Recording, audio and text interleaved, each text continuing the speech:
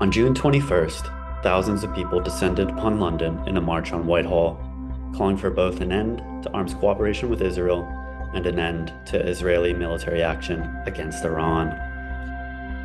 As one might expect at a rally this large, attendees were from all across the political spectrum, ranging from moderates and leftists to those chanting controversial things.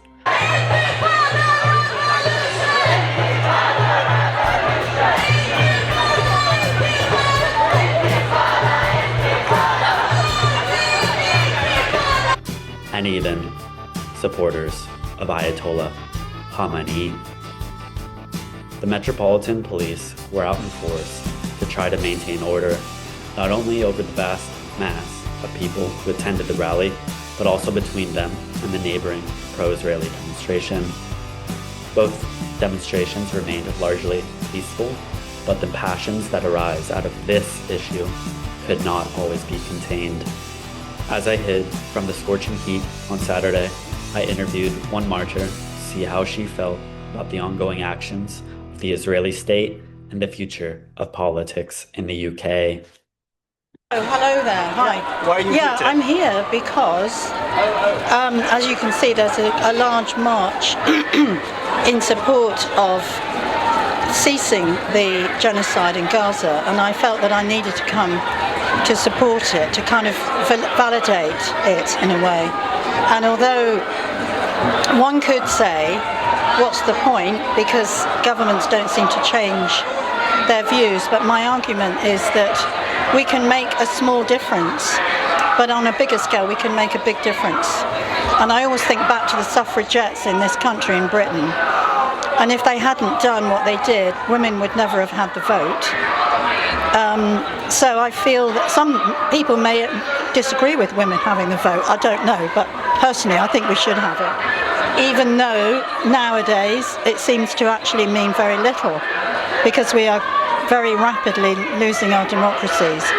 But I think one of the things that they say, that they chant in our thousands and our millions, we're all Palestinians, is extremely apt, because we're all, in a way, colonized.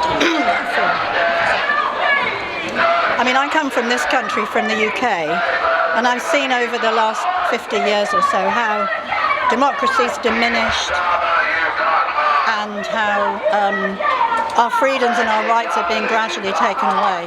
So I feel a very big empathy, not just because of the horrific situation that's going ahead in Palestine, which is beyond all things, isn't it? Diabolical, I think. But also because I feel that we are in the same boat, we're all in the same boat in a sense. So I could go on, but basically that's why I'm here. Perfect. And Benjamin Netanyahu is saying that he has taken action against Iran because, in his view, they're close to developing a nuclear weapon. Do you believe him? Well, I think the first thing to say is that Israel is incredibly arrogant because they have nuclear weapons, as we know.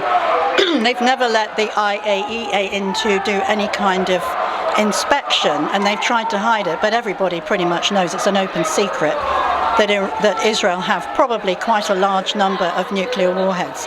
So for them to have the arrogance to then say that Iran is developing nuclear weaponry or nuclear capability is a bit, I won't swear, is a bit rich. But actually, from what we hear from the IAEA and other institutions and organizations, is that Iran does not have a nuclear weapons program, but they do have the ability, they would have or could have, it's true, the ability with uranium enrichment to make such things. But, well, who wouldn't under those circumstances? But I believe Iran. I think Iran strikes me as a country, and I've listened to the leaders. I'm actually a Buddhist, I'm not a Christian, I'm not a Muslim, and I try to look at things fairly objectively, and I feel that the Iranian leadership is they've been very measured, they've been very cautious, and I don't think they want this at all.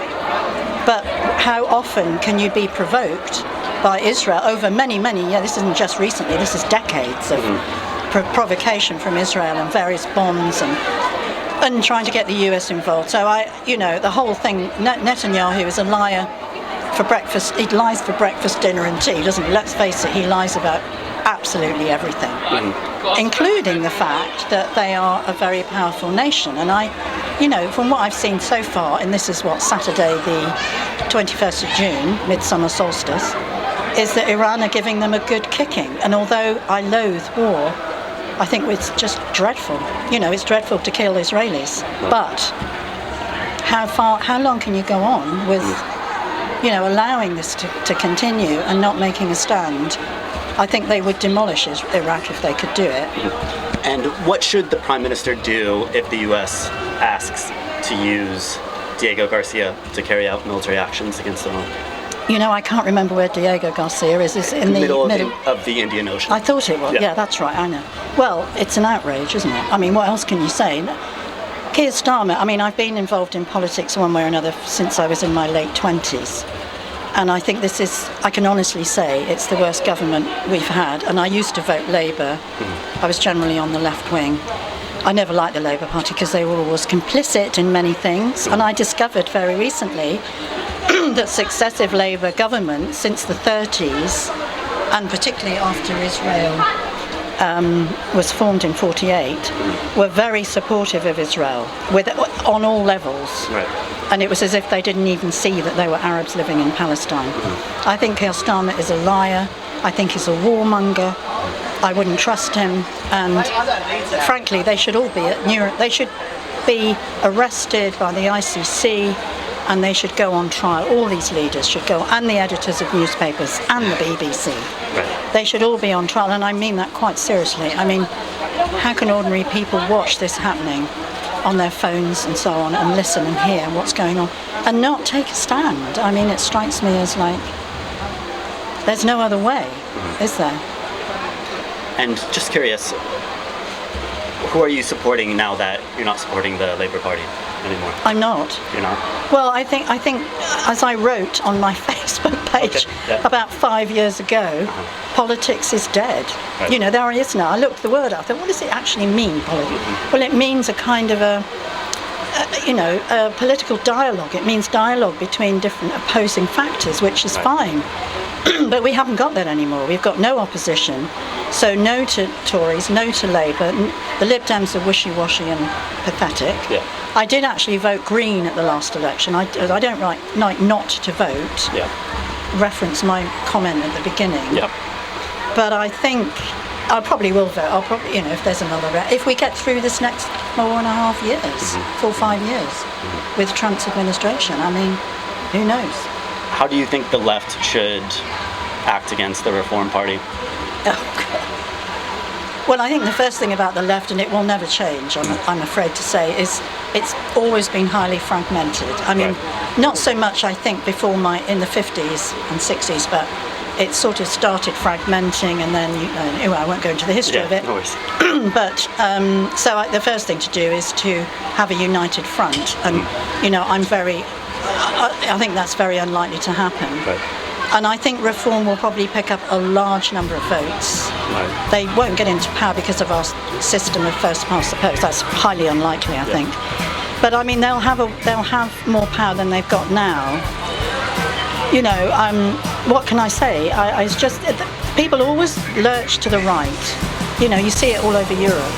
They're fed up with the neoliberals. They're fed up with business as usual. So what do? They vote for the populists because they make simple, superficial and not thought through statements that appeal to people's quick emotional reactions and need to sort of be, because we're all frustrated, aren't we, about these things.